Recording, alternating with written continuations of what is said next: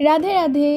গঙ্গাসাগর ট্রিপের আজকে আমাদের শেষ দিন। কালকে সারাদিন বৃষ্টিতে কাটলেও আজকে সকাল থেকেই ছিল রৌদ্রোজ্জ্বল ঝলমলে আকাশ। সকাল সকাল গঙ্গাসাগরে স্নান করে পুজো সেরে ব্রেকফাস্ট করে ওখান থেকে আমরা রওনা দিলাম মৌসুমী দ্বীপের উদ্দেশ্যে।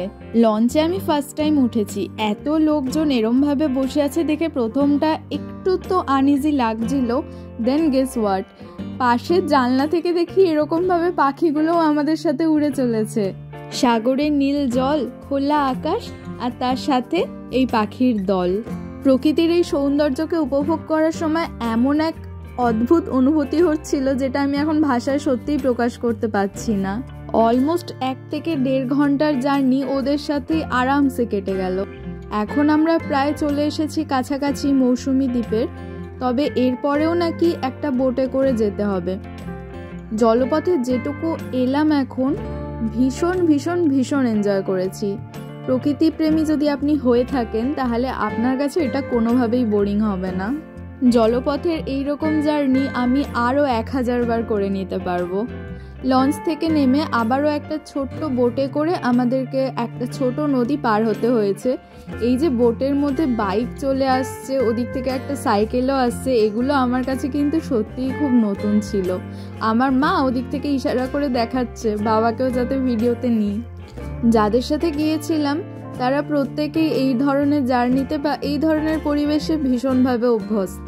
শুধুমাত্র আমিই পড়ে গেছি নতুন। তবে সত্যি বলতে কি আমার কাছে একদমই বোরিং ছিল না। চলে এসেছি মৌসুমী দ্বীপে। সত্যি এত সুন্দর একটা জায়গা, না গেলে যেন আপনি বিশ্বাসই করতে পারবেন না। এখানে এসে আমি লাগেজগুলো কটেজে রেখে বেরিয়ে পড়েছিলাম ভিডিও করতে, ছবি তুলতে।